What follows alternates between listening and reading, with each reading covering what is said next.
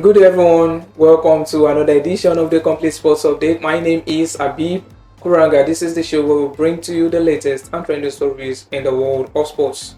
For this week's episode, I'm being joined alongside Adeboye Amosu. Together we shall be taking you through the rounds as far as proceedings in today's episode is concerned. Welcome to the show, boy. Good to be back once again. Yes, definitely. It's always good to be back on Complete Sports Update. So let's start from the home front.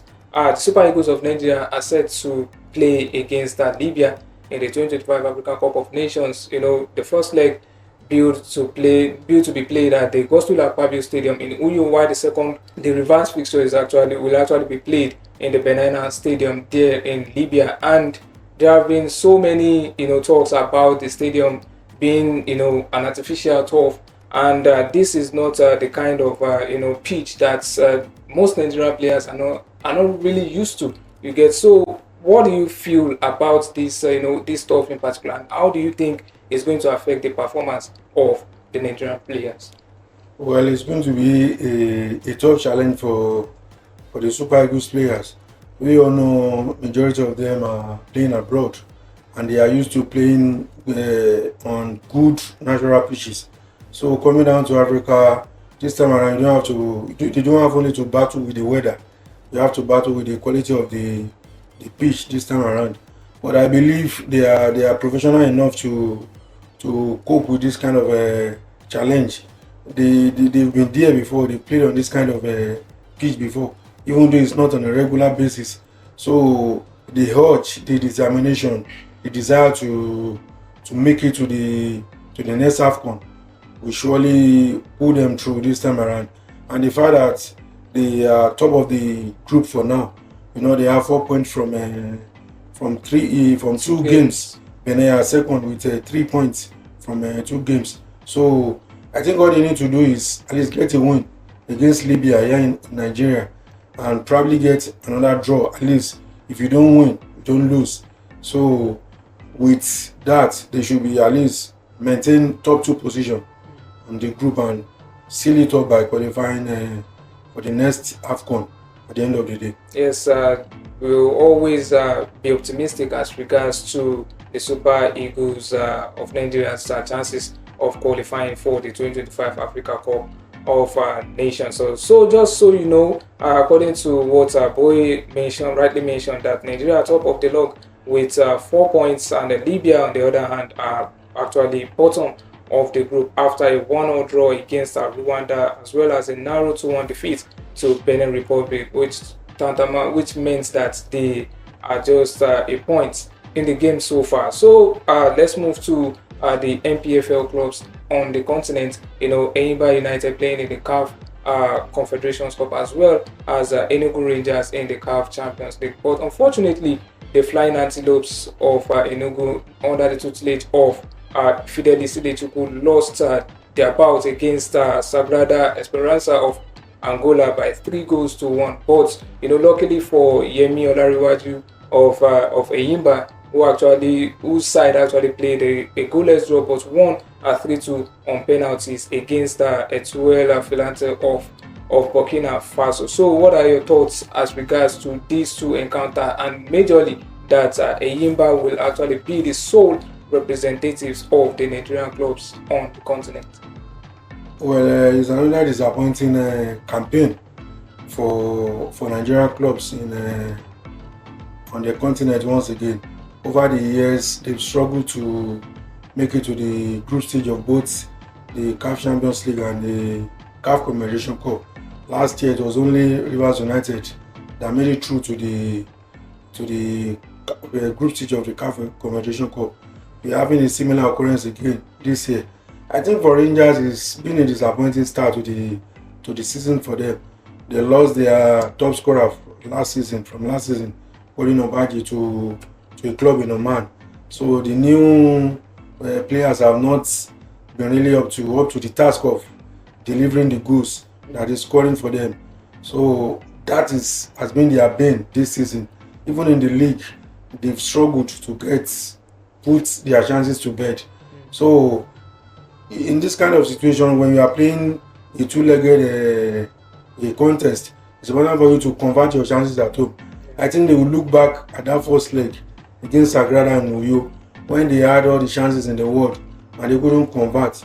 So for Imba, they were lucky to skate through. At least that's a saving grace for Nigerian clubs. Yeah. They will need to at least go further in the CAF Confederation Cup for Nigeria to retain 4 places on the continent.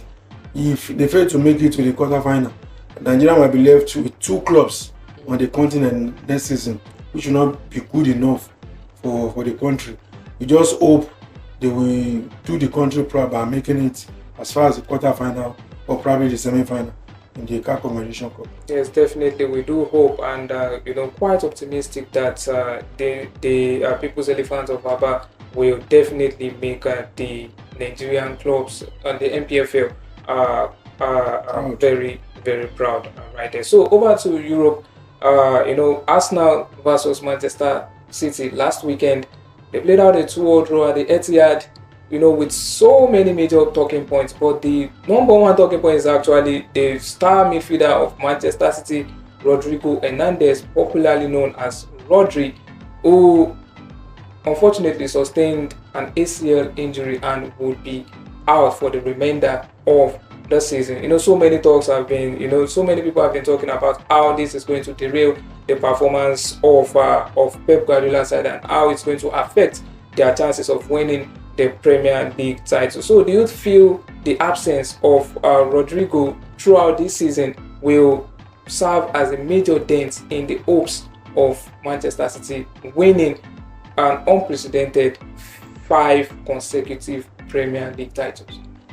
Well, if you are talking about a team like Man City, I don't think a player sustaining an injury should be a big headache if you consider the number of quality players they have in the team, especially in their midfield.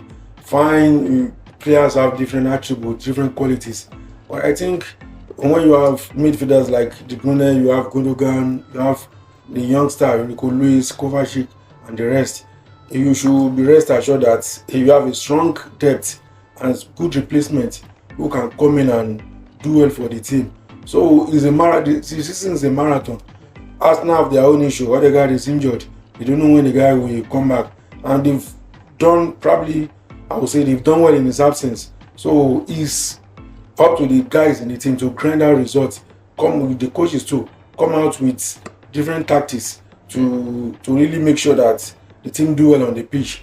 So for me, I think in his absence, City have all it takes to still win a record consecutive 5th title.